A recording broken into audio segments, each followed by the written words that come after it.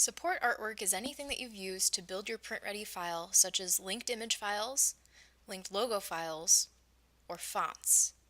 These elements must be sent to us to avoid potential delays due to missing fonts or missing linked files. Anytime another file is placed into an Illustrator or InDesign file, it is considered to be a linked element. A linked file can be a raster-based file or a vector-based file.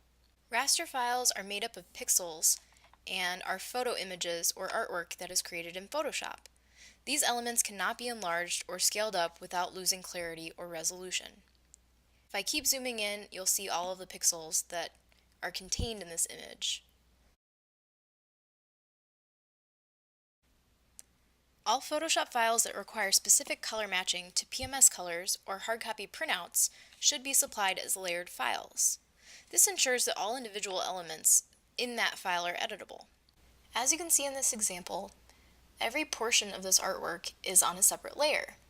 The background's a separate layer, the logo is a separate layer, this little white circle is a separate layer, as well as the text and the gradient.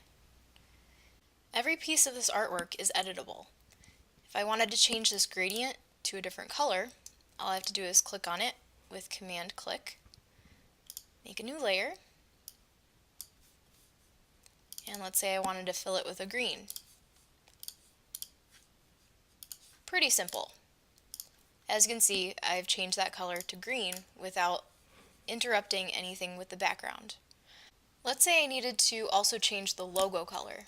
Let's select that. Again, Command click on the layer. Make a new layer, nothing in this one yet. And let's say I needed to change this color to, let's make it a blue. Go back to my paint bucket. Click. And as you can see, that logo is blue now. No longer green.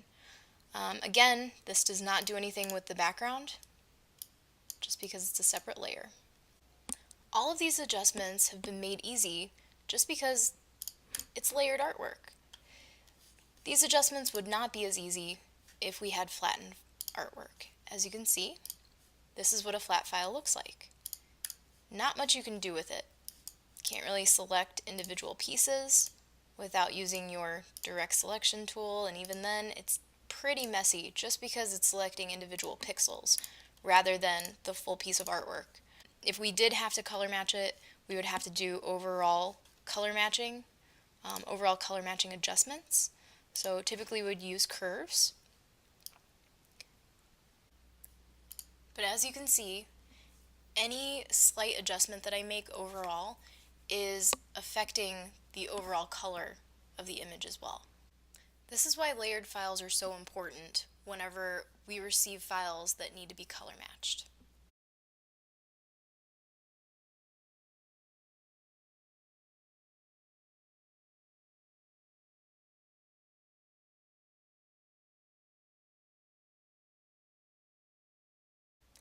Typically, linked vector elements are logos, but can also be background elements and other vector elements placed into your document.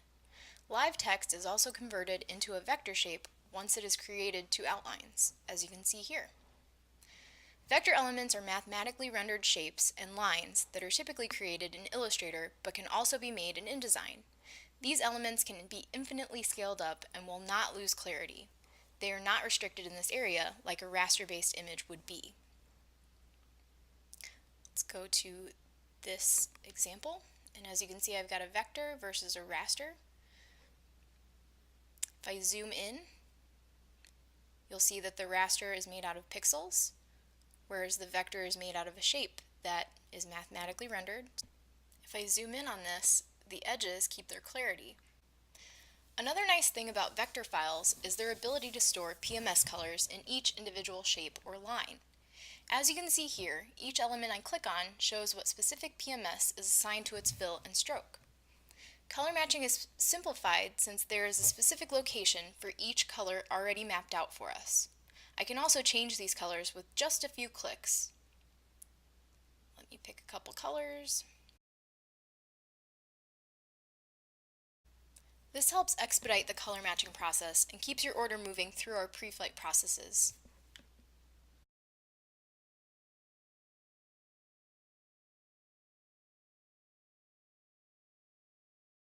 Please note, the InDesign program was created specifically for page and catalog layout purposes. It's not ideal for large format printing due to the page sizing restrictions.